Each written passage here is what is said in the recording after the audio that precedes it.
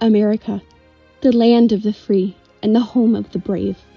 A nation built for and by Americans for a prosperous future that they can have control of.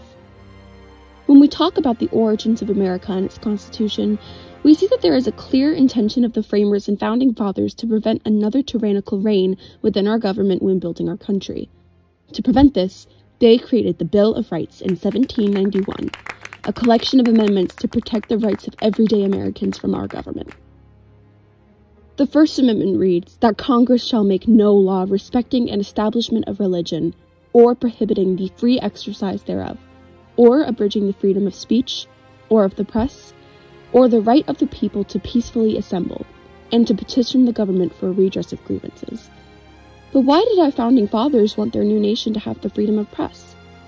Well, when Americas were being colonized by the British, they were under British control despite them being an ocean away. When the colonists started voicing their concerns and grievances against the British Crown and their rule, they were silenced and censored. The freedom of press ensures that every person has the right to criticize their government and publish it. The First Amendment grants American citizens their freedom of press with some conditions. Press cannot include the defamation of character, credible threats against an individual or group, protection for a whistleblower, or barriers to certain information. However, many cases involving freedom of press are situational, and context is often a major deciding factor in what exactly the limits are. Fast forward to 1971. What does the freedom of the press look like now?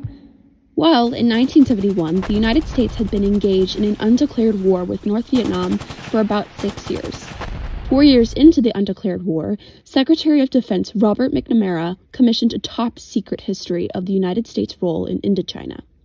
At this point, about 58,000 American soldiers had died, and the government was facing widespread dissent from large portions of the American public. Co-author Daniel Ellsberg leaked 43 of the 47 volumes to reporter Neil Sheehan of the New York Times in 1971. And as a result, the New York Times began publishing articles on the findings. The case traveled all the way to the Supreme Court in the court case of the New York Times Company versus the United States. The Nixon administration was attempting to block the New York Times and the Washington Post from publishing the classified Defense Department files regarding the extent of the United States' involvement in Vietnam. The president argued that on the basis of national security, prior restraint, which was a form of censorship concerning the government's authority to review written works and subsequently prevent their publication, was necessary to prevent the country.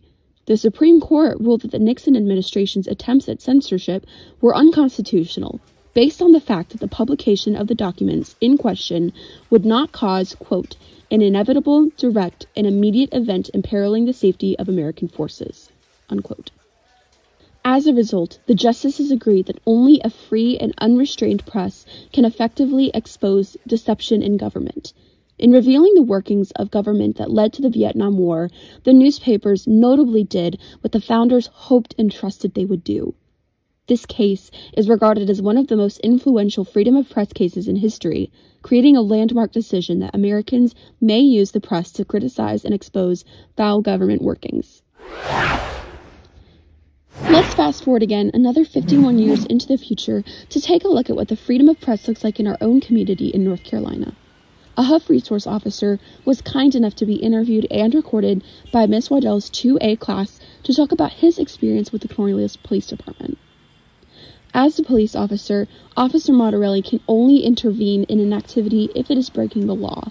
So, as long as a protest, exercise of speech, press, or petition is occurring lawfully, he cannot step in, and he must protect the citizens' constitutional rights. Although citizens have the right to freedom of press when it comes to criticizing the government, when they criticize real-life people, it can be seen as slander or defamation of character, which is not protected by the First Amendment. Minors get extra protection when it comes to freedom of press. Minors get more protection of their identity because of how vulnerable they are. So, there are more laws and rules in place to publishing information involving minors.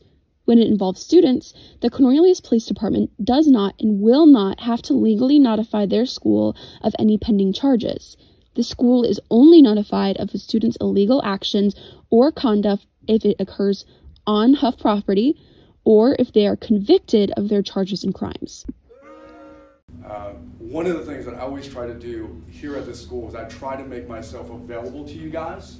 You know, that's why you see me like, oh no, here comes Officer Monterelli, he's snooping again. It's not really snooping, it's just, I want to be available to where you guys feel comfortable, like, hey, Officer Monterelli, I heard this is going on. So you come and reveal what is happening in order for us to be able to investigate it. Now we can better understand our freedoms and protections in the community. We want to further understand the freedom of press at Huff High School. Members of the 2021 to 2022 AP Gov class interviewed Principal Farley in March of 2022. In the interview, he conferred that students' freedom of press can be limited on school property if it disrupts an efficient learning environment. Overall, his answers were vague and revolved around the importance of, quote, having conversations, end quote, with students who abuse their freedom of press. When in doubt, Principal Farley says to abide by the student handbook, as it covers not just students' right with press, but with assembly, petition, religion, and speech. A poll conducted by the same AP Gov students that interviewed Mr. Farley asked students from all grade levels 5 questions about their freedom of press at Huff High School. Out of the 41 students that voluntarily responded, 23 agreed or strongly agreed that Huff staff protects the freedom of press for students. 26 out of 41 students disagreed or strongly disagreed that their freedom of press is taken away at Huff High School. 30 out of 41 students agreed or strongly agreed that they see Huff students regularly exercising their freedom of press. 27 out of 41 students disagree or strongly disagree that students abuse their freedom of press. And finally, the final question shows that 39 out of 41 students agree or strongly agree that they would like a student-run newspaper. However, as of March 2022, Huff lacks an official student-run newspaper. Students do not have an official outlet for their freedom of press that is sponsored and coordinated by the school. Why? Principal Farley says that there is no high demand for a student-run newspaper. Based on the results of the poll, maybe Huff should reconsider a school newspaper. Although students do not have a newspaper, there are many other examples of Huff students exercising their freedom of press. Most of these examples can be found on social media, mainly the popular social media tool called Instagram. Students are able to create new accounts using Huff High School's name and logo, using the phrase "not affiliated with Huff High School" in their header or bio to deter any false ideas of affiliation. Students use these outlets to share flaws, news, and information relating to Huff High School. Some examples are Huff Bad Parking, showcasing some bad parking in the senior lot, Huff Bad Haircuts, which allows submissions of, well, bad haircuts, and Huff Bad Posture, that shows bad posture at Huff High School. America, the land of the free and the home of the brave. A nation built for and by Americans for a prosperous future that they can have control over. Thanks to our founding fathers, we have a Bill of Rights that protects this future and our freedom. We are protected by the First Amendment, an amendment that protects our freedom of speech, petition, assembly, religion, and, as we discussed today, press. Even though we can't slander the Speaker of the House, or threaten to shave off someone's eyebrows, or publish an article including a minor's name, at least we have the First Amendment.